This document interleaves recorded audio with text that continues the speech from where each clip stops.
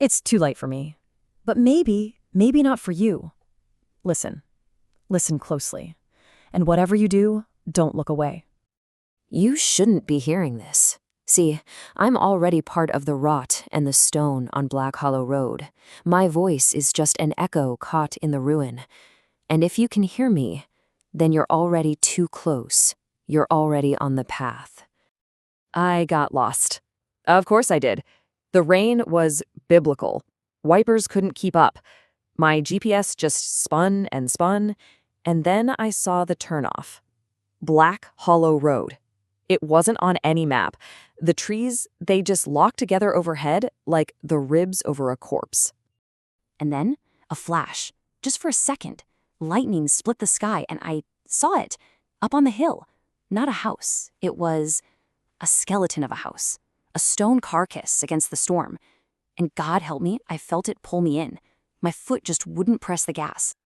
The engine coughed, sputtered, died.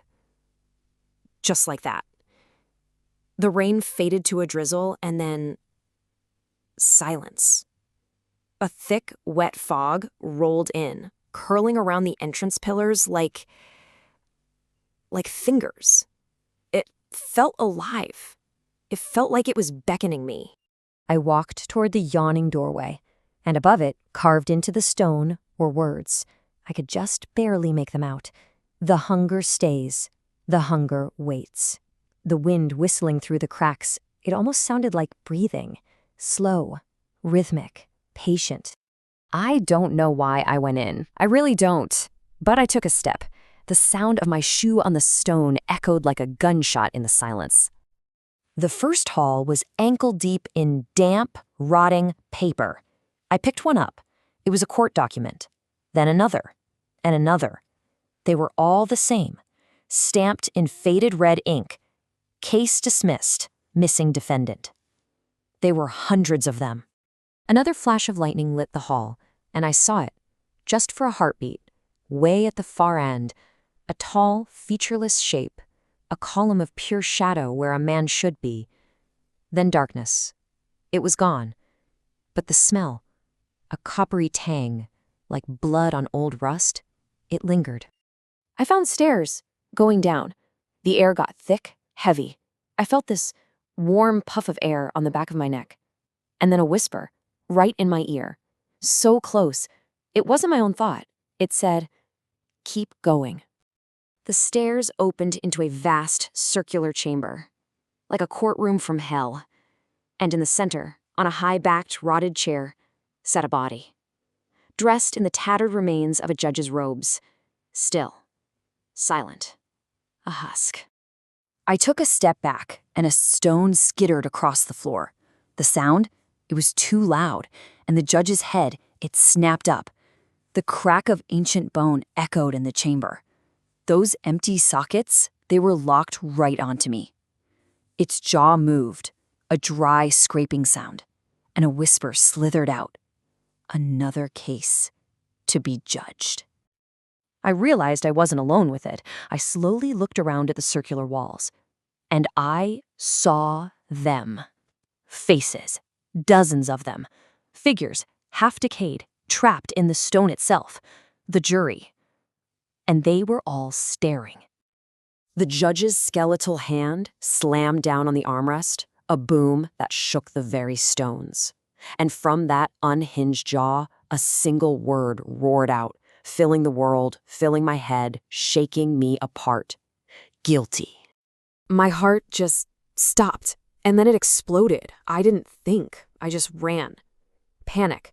Pure, blind panic.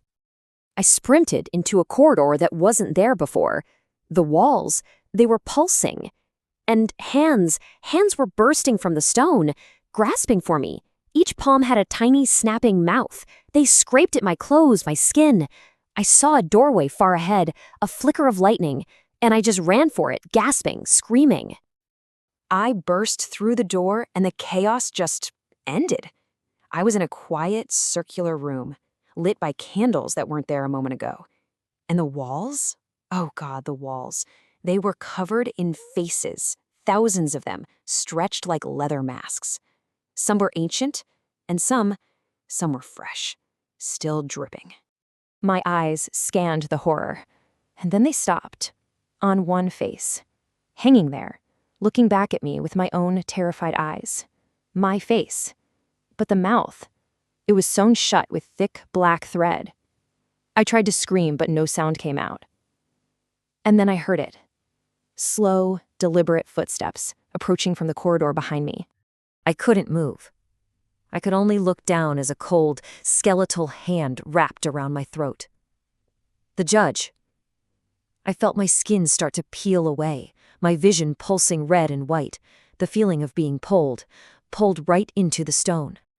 So that's where I am now, in the walls, with the others. In the ruins, you see, the dead are not quiet. We wait, because the hunger always stays. And now you've heard my story.